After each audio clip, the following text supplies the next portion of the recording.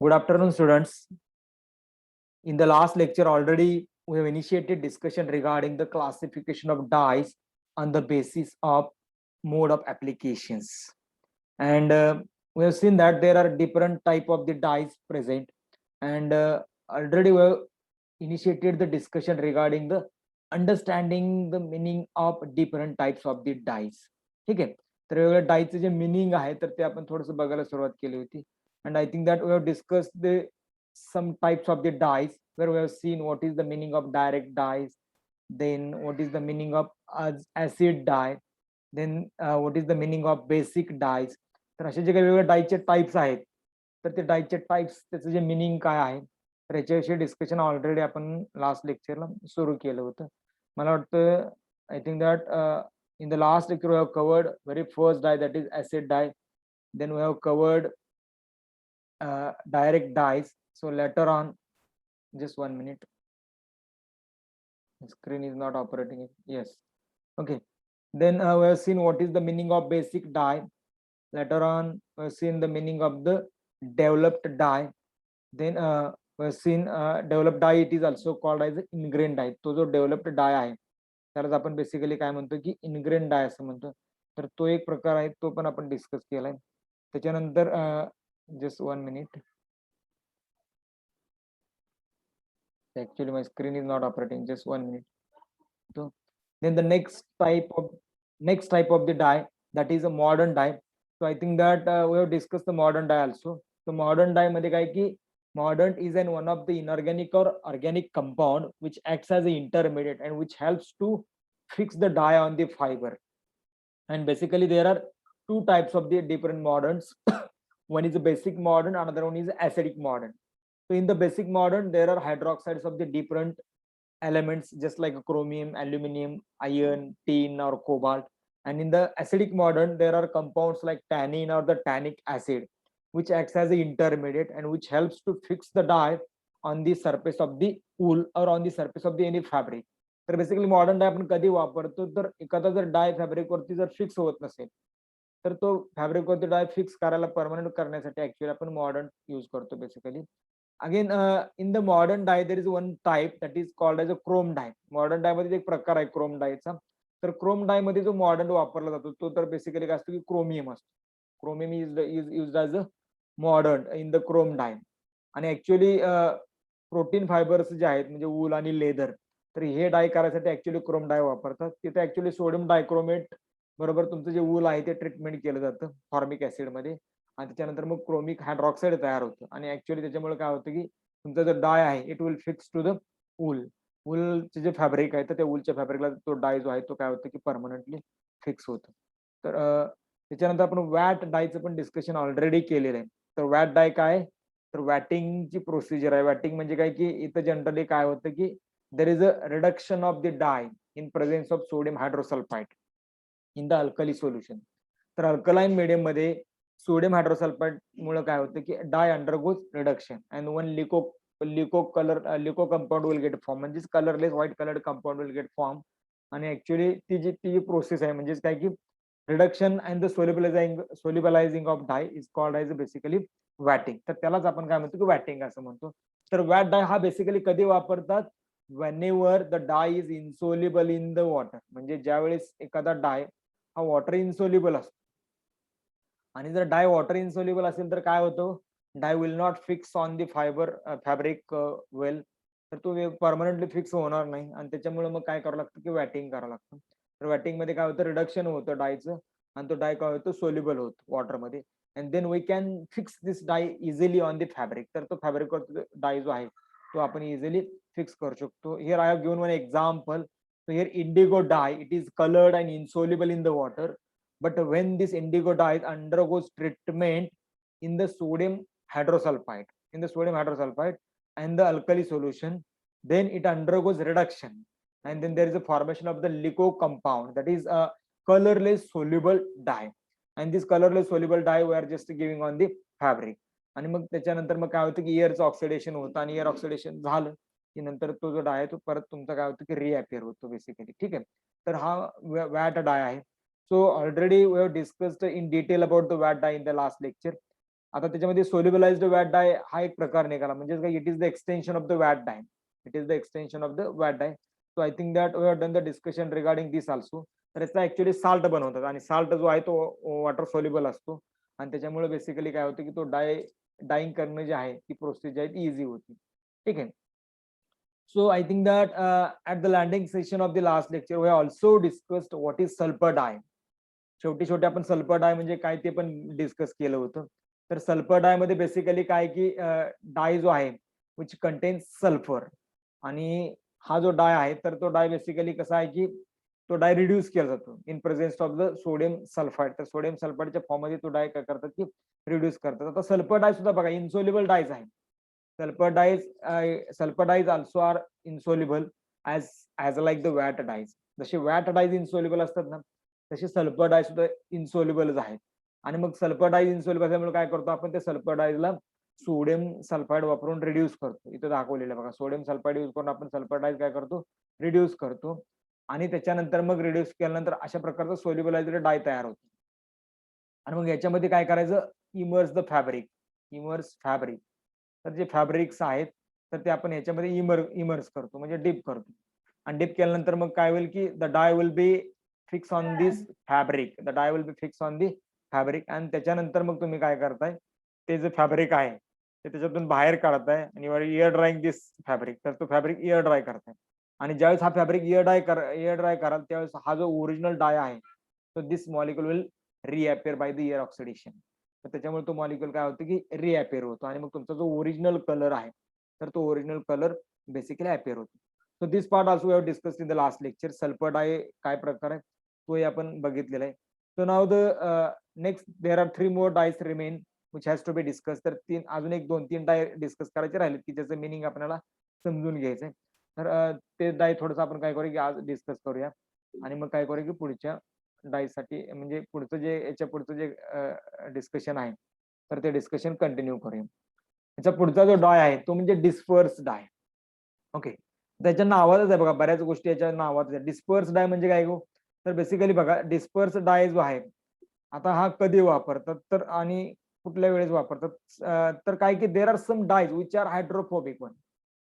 There are some dyes, आता dyes म्हणण्यापेक्षा आपण असं म्हणूया की there are some fibres just like a cellulose acetate, polyamides. So these fibres are hydrophobic in nature. आता hydrophobic in nature म्हणजे काय हो, these fibres are not soluble और these fibres are not shows the affinity to the water. पाण्यासाठी ते affinity दाखवत नाहीत. म्हणजेच काय की दीज फॅब्रिक्स आर काय की जनरली हायड्रोफोबिक. आणि जर काही फॅब्रिक हायड्रोफोबिक असतील तर काय होतं की it is not easy to fix the dye on the fabric. तर ते फॅब्रिकवरती डाय फिक्स करायचं थोडंसं काय होतं की अवघड जातं. म्हणजेच की there are some semi synthetic and some synthetic fibres like a cellulose acetate, polyamides which are hydrophobic in nature. आणि hence this dyes are hydrophobic. There is a very little chance to dye these fibres in the aqueous solution. तर त्या डायजला aqueous solution मध्ये मग म्हणजे dyeing करणं थोडंसं काय होतं पॉसिबल होत नाही. आणि मग त्याच्यामुळे जनरली काय होतं की there are use of the insoluble dyes. Insoluble dye म्हणजे काय, the dyes which are water insoluble. The dyes which are water insoluble म्हणजे काय की there are fine dispersions of the dye, fine particles of the dye present in the water. There are fine particles of dye present in the water. मग मी काय सांगतोय, वॉटरमध्ये त्या डायचे fine particle असतात. म्हणजे डाईज मॉलिक्युल्स और dyes particles are dispersed in the water. आणि हे जे डाय पार्टिकल वॉटरमध्ये डिस्पर्स झालेले आहेत फाईनली ग्राउंड असतात आणि ते सोल्युबल असतात वॉटरमध्ये. आणि सोल्युबल असल्यामुळे काय होते की ते जनरली काय होतं की त्या पाण्यामध्ये तुम्हाला एकसारखेपणा दिसत नाही. मग त्यासाठी आपण काय करतो की डिस्पर्सिंग एजंट वापरतो. डिस्पर्सिंग एजंट म्हणजे काय हो, it is one of the chemical compound which helps the dye to disperse very well in the water. पाण्यामध्ये अगदी फाईन मायक्रो सस्पेन्शन होतं. म्हणजे अगदी तुम्ही बारीक बघितलं तर तुम्हाला ते मायक्रो सस्पेन्शन दिसतात. म्हणजे थोडक्यात आपण काय म्हणू शकतो, paint like material will get form. Paint like, paint काय हो, paints are the dispersion of the fine particles. तर पेंट मध्ये पण तसं आहे की फाईन पार्टिकलचं डिस्पर्शन आहे. म्हणजेच आपण थोडक्यात असं म्हणू शकतो की dispersion dye it is just like a paint. Dispersion dye it is just like a paint. फक्त त्याला डिस्पर्शन करण्यासाठी डिस्पर्सिंग एजंट वापरले. आणि मग ते जे डिस्पर्सिंग एजंट्स आहेत त्याचं काम काय आहे बघा, दे विल फाईनली काय करेल की diffuse all the particles in the solution. ते सोल्युशन सगळे पार्टिकल एकसारख्यापणाने असे डिफ्यूज होतील आणि मग ते जर तुम्ही मटेरियल एखाद्या म्हणजे त्याच्यामध्ये एखादं जर फॅब्रिक डिप केलं तर they will adder on the fabric also. तर त्या फॅब्रिकवर सुद्धा ते फाईन पार्टिकल जे आहेत त्याचा एक लेअर तयार होतो आणि तो परमनंट लेअर बेसिकली काय होतो तयार होतो. See, there are some examples of the nitro dye, azo dyes, anthraquinone dyes. These dyes are called as a dispersed dyes. म्हणजे नायट्रो डाय, आझो डाय किंवा अँथ्राक्विनोन डाय याच्यामध्ये डिस्पर्स डायचे प्रकार आपल्याला बेसिकली बघायला मिळतात. ठीक आहे. तर हे जे डाईज आहेत ते लो मॉलिक्युलर वेट डाईज असतात आणि याच्यामध्ये जे ग्रुप्स असतात ते इथेनॉल, अमाइन वगैरे अशा प्रकारचे जे ग्रुप्स आहेत ते ग्रुप्स आहेत की ज्याच्यामुळे ऍक्च्युअली डिस्पर्शन जे आहे ते जास्त होतं. डिस्पर्शन याचा अर्थ काय हो, तर जनरली काय की diffusion of the fine particles in the solution. Solution मध्ये अगदी लहान लहान लहान लहान ते डायचे पार्टिकल एकदम असे पूर्ण त्याचा एक लेअर तयार झाला असतो आणि ज्यावेळेस तुम्ही तिथं काय करता की एखादं फॅब्रिक डिप करता त्यावेळेस ते जे फाईन पार्टिकल्स आहेत these fine particles will adder or fix on the surface of the fabric. फक्त ते फिक्स व्हायसाठी त्याला एक आपण डिस्पर्सिंग एजंट वापरतो याच्यामध्ये, कारण डिस्पर्स डाय हा हायड्रोफोबिक आहे आणि त्याच्यामुळे तो पाण्यामध्ये इझिली डिस्पर्स होत नाही. एक लक्षात घ्या की डिस्पर्स डाय सुद्धा काय हायड्रोफोबिक आहे, त्यामुळे तो पाण्यामध्ये इझिली डिस्पर्स होत नाही. प्लस तुमचे फॅब्रिक पण हायड्रोफोबिक आहेत आणि त्याच्यामुळे या दोघांचा कॉन्टॅक्ट होत नाही आणि त्यामुळे आपण काय करतो की डिस्पर्सिंग एजंट वापरतो की जेणेकरून तुमचं जे फॅब्रिक्स आहेत तर ते अगदी काय होईल की व्यवस्थित फॅब्रिकवरती तुमचा डाय जो आहे तो बेसिकली डिस्पर्स होईल. आता डिस्पर्स आझो डायचं इथे एक्झाम्पल दिलेलं आहे आपण की Celliton scarlet B. Celliton scarlet B it is one of the very interesting example of the disperse azo dye. त्याच्या हे बघा फार काय आपण डिटेलमध्ये जायचं, आपण फक्त क्लासिफिकेशन बघतोय आणि फक्त मिनिंग समजून घेतो की प्रत्येक डाय जो आहे तो ऍक्च्युअली त्याचा प्रकार काय आहे किंवा तो डाय त्या डायचं ऍक्च्युअली मिनिंग काय माहिती असावं आपल्याला. त्याच्यामुळे थोडंसं काय केलंय की हे जे डाईज आहेत तर त्या डाईज विषयी आपण थोडंसं काय करतो की डिस्कशन करतोय. Then the next type of the dye is the reactive dye. हा पण सेमच आहे बघा, थोडासा याच्यामध्ये फरक आहे ते जरासं एक्सप्लेन करतो की रिएक्टिव्ह डाय जो आहे तर this reactive dye consist of dye attach to the fiber reactive system. म्हणजे आता इथं बघा जनरली काय हा जो डाय आहे तर तो डाय फायबरला कसा अटॅच होतो तर इथं दाखवलेलं बघा, इथे एक फिगर दाखवले की इथं डाय आहे. तो dye is attach to the reactive system and this reactive system is attach to the fiber. म्हणजे थोडक्यात आपण याला मॉडर्न सारखं म्हणूया. मॉडर्न मध्ये कसं होतं, एक मध्ये एक इंटरमिडिएट कंपाऊंड होता आणि मग ते इंटरमिडिएट कंपाऊंडला तुमचा जो डाय आहे तो अटॅच व्हायचा आणि तो इंटरमिडिएट कंपाऊंड फायबरला अटॅच व्हायचा. ठीक आहे. तर इथं पण तेच सिस्टम आहे की इथं पण काय की एक रिएक्टिव्ह सिस्टम आहे की जो डाय बरोबर रिॲक्ट होतो आणि मग तो डाय जो आहे तो ऍक्च्युअली काय होतो त्या रिएक्टिव्ह सिस्टम थ्रू फायबर बरोबर रिॲक्ट होतो. फॉर एक्झाम्पल जर इथं आपण बघितलं इथे एक रिएक्शन आहे बघा, so this is a cyanuric chloride. So cyanuric chloride here acts as a reactive system. तर ते सायनोरिक क्लोराइड हा रिएक्टिव्ह सिस्टम आहे आणि हा ऍक्च्युअली तुमचा डाय आहे, dye which contains amine group. Amine group असलेले एक डाय आहे म्हणजे अमीन डाय अमायनेशन मध्ये असणारा तो डाय आहे. अमायनेशन प्रकारचा तो म्हणजे अमाइन प्रकारचा तो डाय आहे म्हणजे काय की ज्याच्यामध्ये अमाइन ग्रुप आहे. ठीक आहे. So initially this dye which contains amine group reacts with the cyanuric chloride in the temperature range 0 to the 10 degree Celsius आणि जे म्हणजे याच्यातून काय HCl बाहेर पडतं ऍक्च्युअली आणि मग अशा पद्धतीचा हा रिएक्टिव्ह डाय तयार होतो. हा रिएक्टिव्ह डाय तयार होतो and then this reactive dye fix on the fibre. This reactive dye fix on the fibre. तर हा रिएक्टिव्ह डाय ऍक्च्युअली काय होतं की फायबर वरती फिक्स होते. म्हणजे लक्षात आलं, it is just like a modern.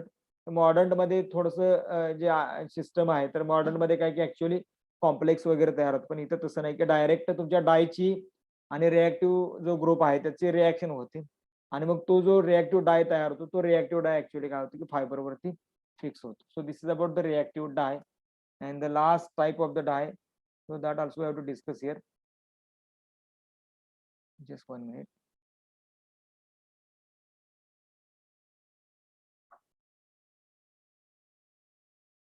Okay. आता रिएक्टिव्ह डाय जो आहे, आता रिएक्टिव्ह डायचे पण परत 2 प्रकार वगैरे दिलेले आहेत. बऱ्याच म्हणजे आपण जर जेवढं डिटेलमध्ये जास्त डिस्कस कराल तेवढं जास्त आपल्याला खोलात जावं लागेल. त्याच्यामुळे मी थोडंसं काय करते की ओव्हरलुक करतोय. तर रिएक्टिव्ह डाय जो आहे त्याच्यामध्ये डायक्लोरोट्रायझिन हा एक डाय आहे आणि मोनोक्लोरोट्रायझिन हा एक डाय आहे. ठीक आहे. तर फार आपण काय ते खोलात जायला नको. तर दोन्ही प्रकारे एकामध्ये 2 क्लोरीन आहेत, एकामध्ये एकच क्लोरीन आहे. त्याच्या सायनोर क्लोराइड जे आहे सायनोरिक क्लोराइड त्या सायनोइक क्लोराइडमध्ये एकामध्ये एकच क्लोरीन आहे, दुसऱ्यामध्ये 2 क्लोरीन आहे. त्याच्यामुळे एकाला डायक्लोरो ट्रायझिन आणि दुसऱ्याला मोनोक्लोरो ट्रायझिन असं म्हटलेलं आहे. त्याचे वेगळे एक्झाम्पल पण दिलेले आहेत आपण इथं.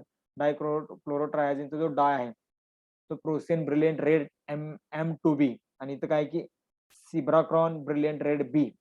थोडीशी नावं तुम्हाला अवघड वाटतील, जरासं तुम्हाला वाचन करावं लागेल आणि थोडं लक्षात पण ठेवावं लागेल इथं. ठीक आहे.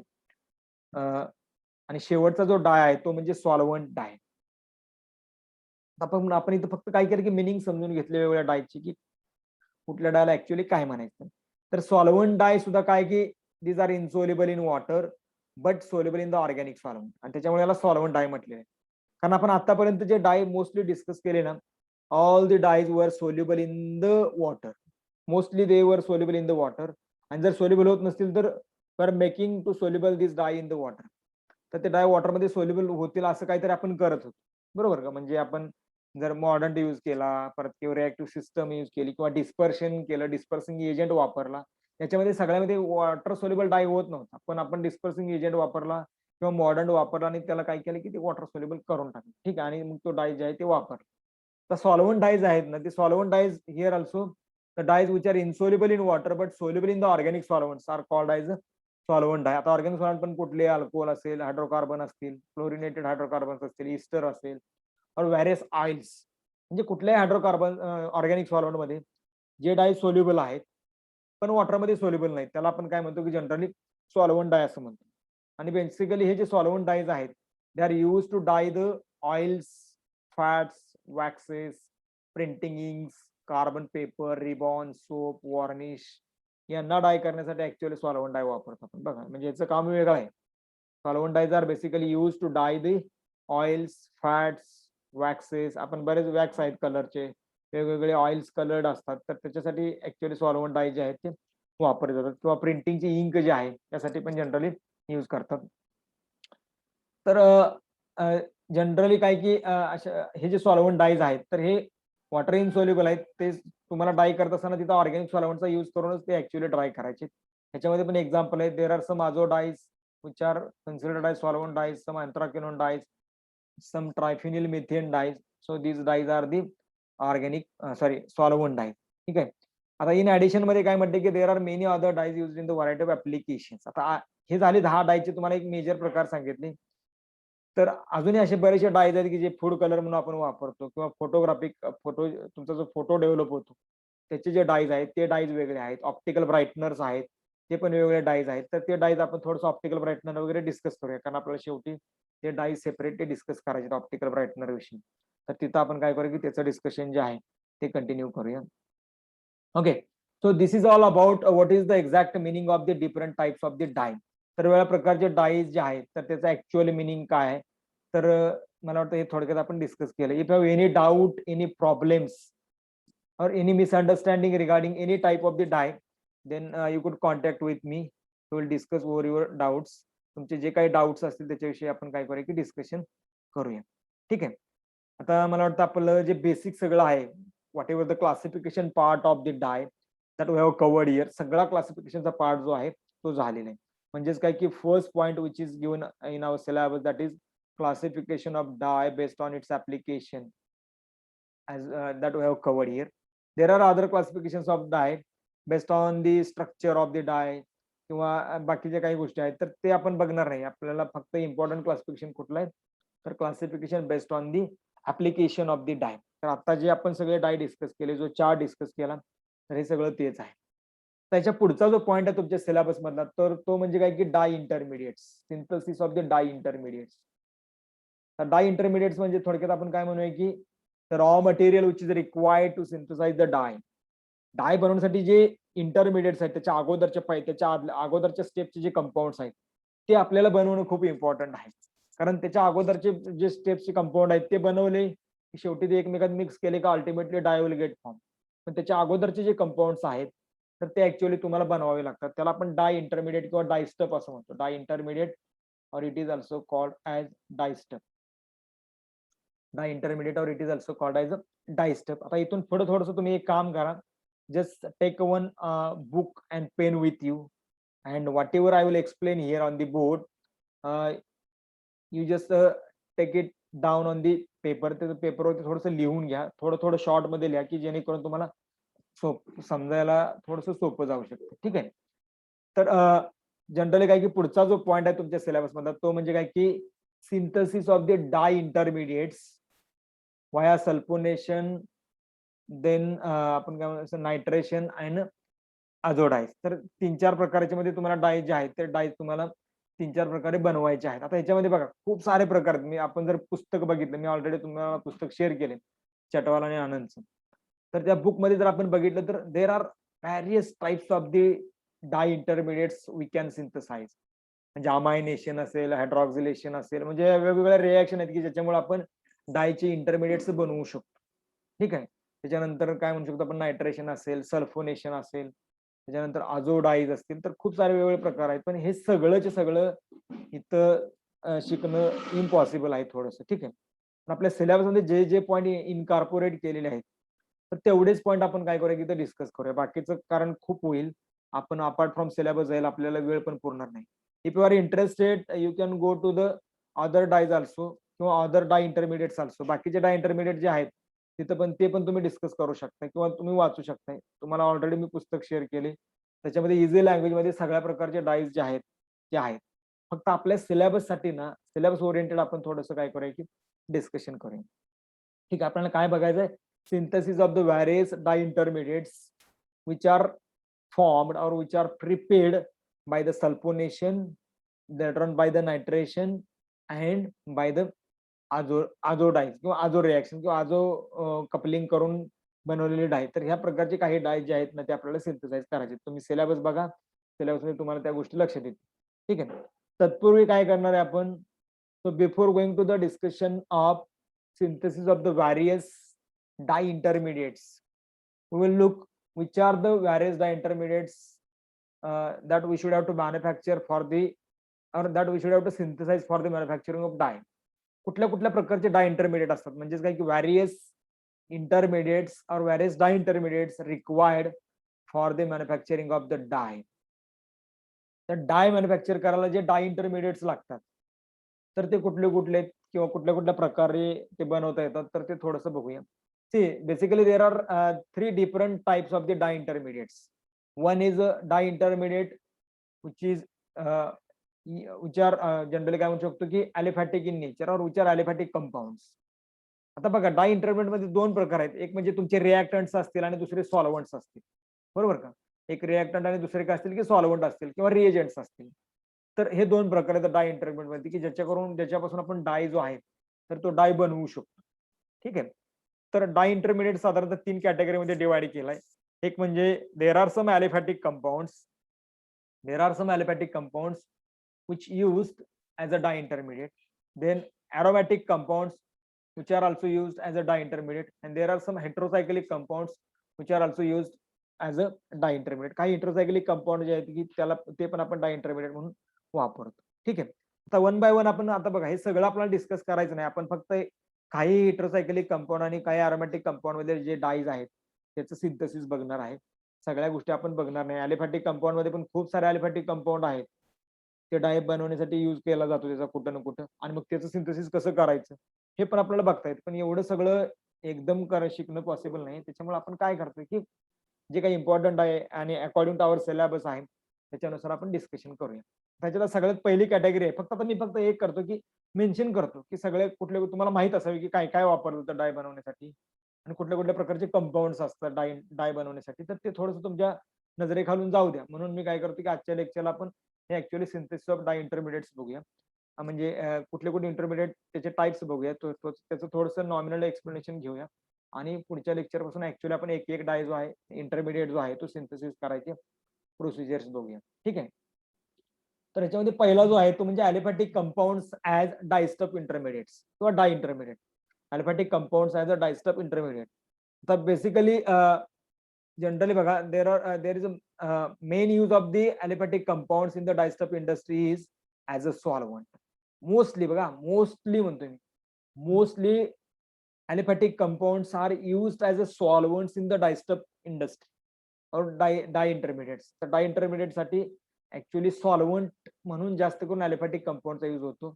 there are some aliphatic compounds which are used as a reagents also or reactants also. काही जे aliphatic compounds आहेत ते reagent किंवा reactant म्हणून सुद्धा बेसिकली यूज करतात. आता जनरली असे कुठले कंपाऊंड आहेत aliphatic कंपाऊंड की जे डाय इंटरमिडिएट बनवण्यासाठी वापरतो आपण, तर ते म्हणजे काही alcohol. There are some alcohol, aliphatic alcohol. There are some chloro derivatives. There are some aliphatic carboxylic acids. There are some aliphatic esters, aldehydes, ketones, amines, then urea, then aniline type of the compound, ethylene oxide. So these are the some type of the compounds, some category of the aliphatic compounds that we are using for the synthesis of dye intermediates. For the synthesis of the dye intermediates. कुठले असतील याच्यामध्ये?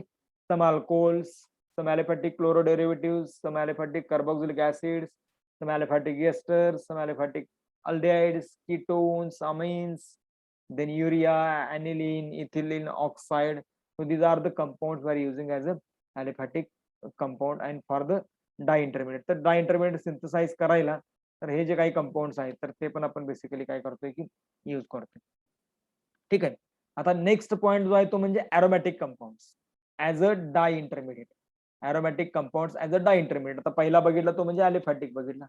त्याच्यामध्ये alcohol वगैरे mostly सॉल्व्हंट्स आहेत की जे डायचा intermediate बनवत असताना जे सॉल्व्हंट म्हणून यूज होत, तर ते मोस्टली सॉल्व्हंट आपण बघितली.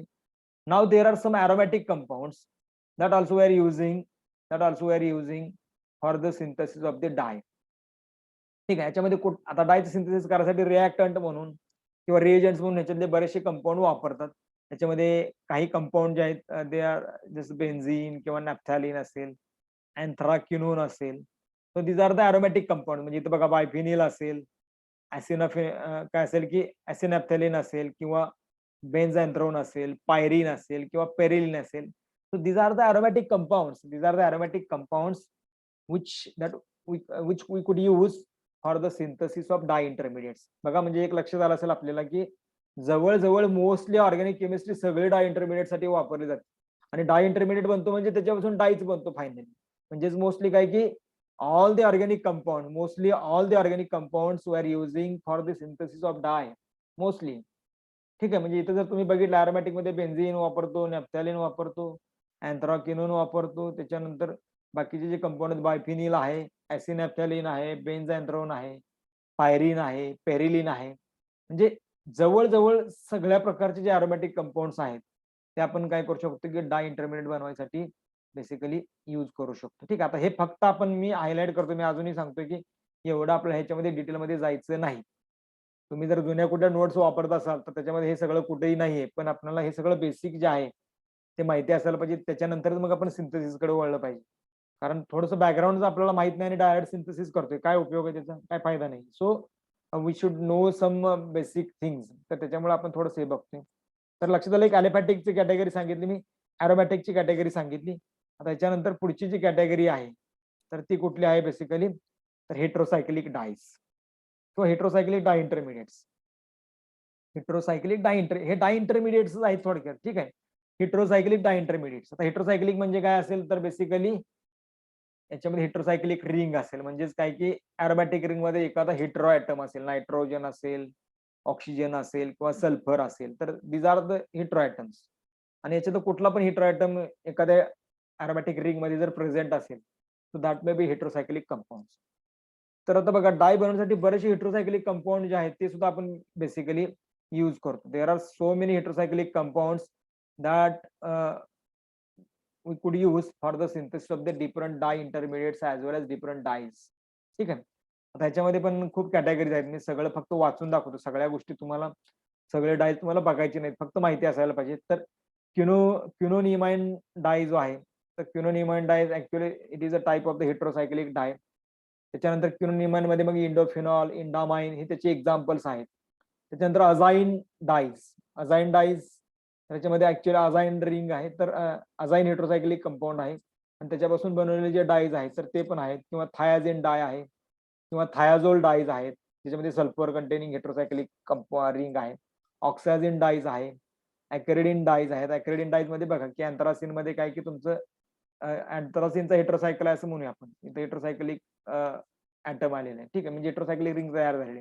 तर ऍक्रेडिन डाय बेसिकली त्याच्यापासून पण आपण जे डाय जे आहे ते डाय सिंथेसिस करू शकतो. Then just 1 minute.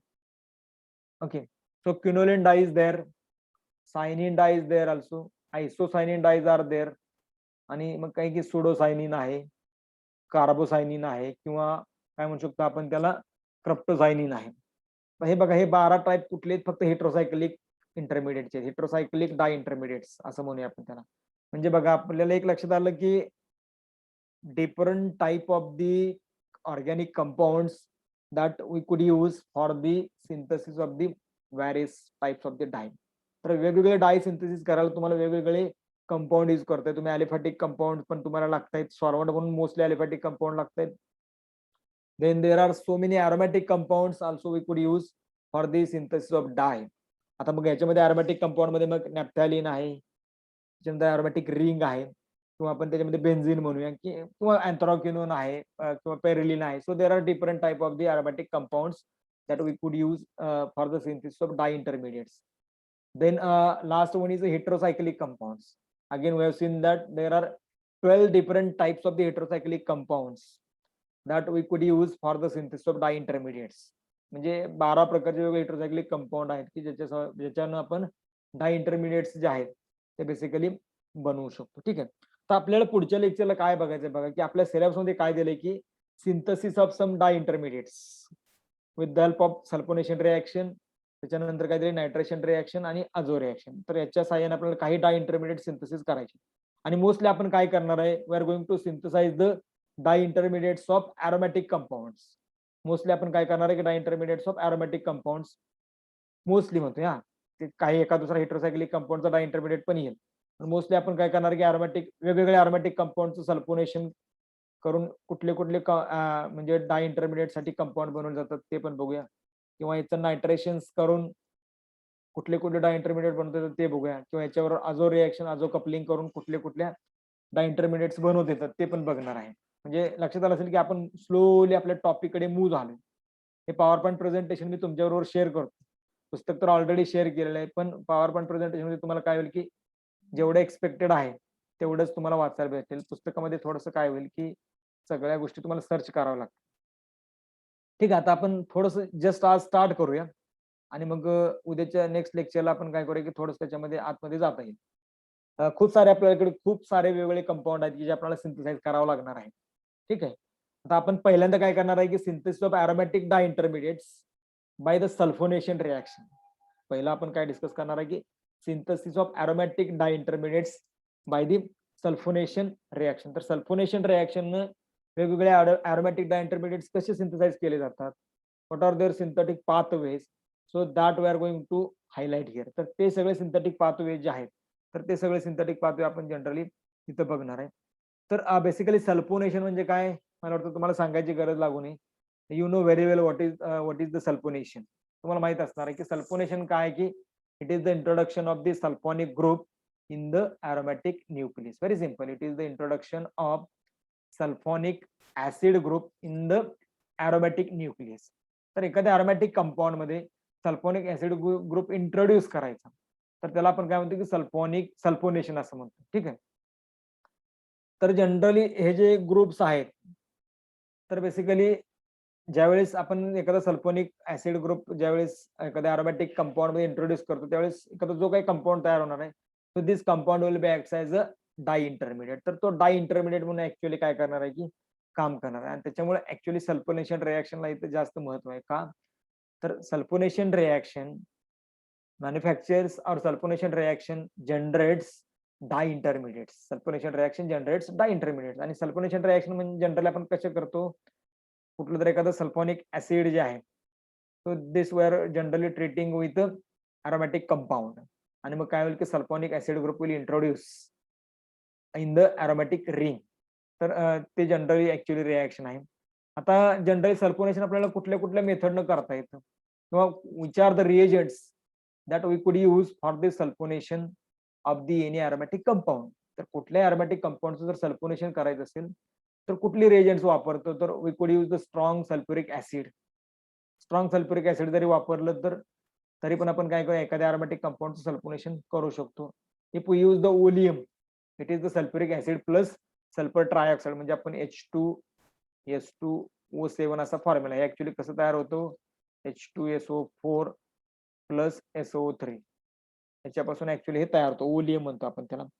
तर ओलियमचा पण यूज करतो बेसिकली सल्फोनेशन करायला.